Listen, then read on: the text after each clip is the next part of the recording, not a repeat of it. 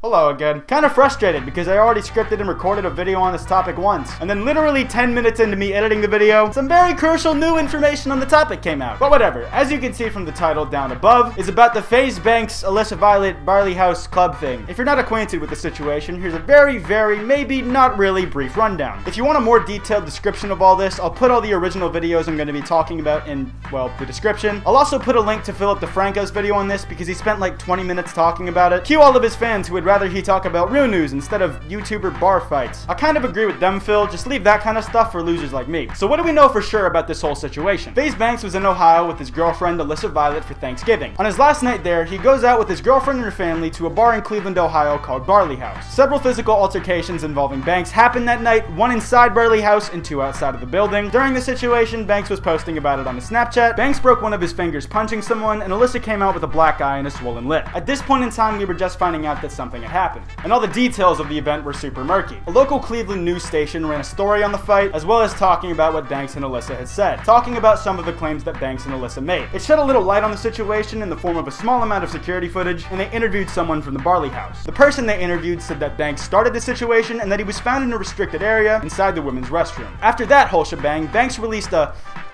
God help me, 35-minute video explaining his side of the story. In the video, Banks said a lot of stuff, so I'm just gonna highlight what stood out most in my mind. Like I said, links to all the original videos in the description. I recommend you watch them yourself if you want to form an opinion on the whole thing. Banks says that he had permission to be in that restricted area from a guy named Joe, who's supposedly a higher up at Barley House. He said he was also there with a girl named Maria, who works for the Barley family, at like a sister restaurant or something, and at some points that she was vouching for him when he was confronted by bouncers. He said that when the bouncer asked him to leave the restricted area, that he told him he was just gonna wait for his girlfriend to finish using the bathroom before he left. He claims that the bouncer pushed him first and that he was choked and dragged up the stairs. He showed some old Yelp reviews about how Barley staff have gotten aggressive and physical with customers in the past, to say that Barley House staff has gotten aggressive with people in the past, and to say that they're not a perfect establishment and that he didn't expect them to be. He said that once he was out of the club, since it was after hours, he and the other patrons had to stay off the patio. He claimed that some guy that was still on the patio said that he worked for Barley House and that he was getting aggressive with Banks. Ricky apologized for saying that this guy was a Barley House employee, but his reasoning was that this guy was allowed to be on the patio after hours, and that the guy claimed to be a Barley House employee, so we didn't have any reason not to believe him. He says that Alissa also started recording as some sort of defense for him because the guy on the patio was getting aggressive with him. While Alissa was recording, she got hit in the face by another woman. He says that he ran up to the commotion and threw something that he says was a water bottle to try and get somebody's attention. The scuffle eventually ends, and a little bit later, Alissa is recording again and gets hit in the face by a woman again. Different woman this time though. Rough night all around. Patio guy came between the girls, and Banks said it looked like he was choking Alissa, so Banks runs up and starts punching this guy, and that's how he broke his finger. Another thing he said in this video was for his fans to stop harassing and sending death threats to Barley House, which if you're doing that, stop it. You're not helping Banks by making death threats, you're just creating ammunition to be used against him. He apologizes to the Barley staff that weren't involved in the situation, acknowledging that it was only certain people who were involved. He also tears into the news clip at the end, saying that they're biased because they recorded a series at Barley House. The news station said that no business partnership exists between them and Barley House, only that they're recorded there, and that no business advertising transaction thingy has ever occurred between the two entities. Now, if there's one thing that Banks maintained through the entire video, it's that if the security footage was released, it would support his account of events, citing the 20 minutes of missing footage from the news clip. At that point in time, the majority of the security footage hadn't been released, but as soon as I finished recording the original version of this video, it did. Sick.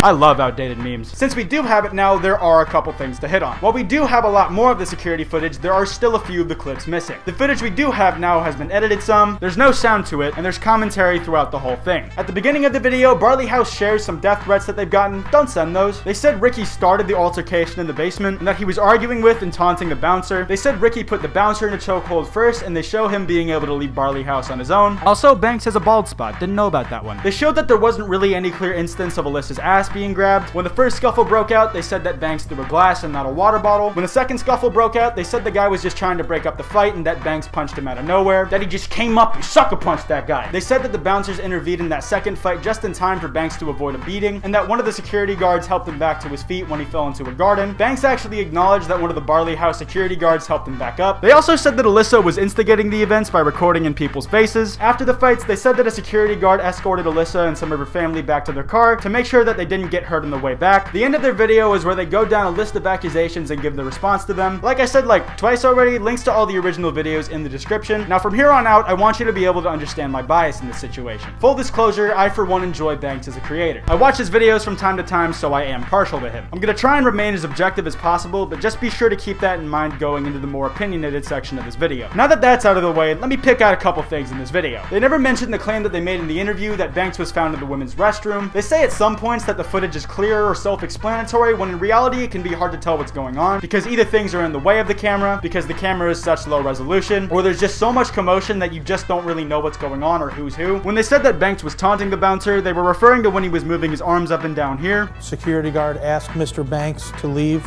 Now he's like mocking him, dancing in front of him, taunting him. The reason Ricky is still standing there is because he's continuing to argue about staying in a restricted area. But to me, that looks more like lighthearted dancing, and there's plenty of footage to show that that's how Banks dances. Some of it from that same night.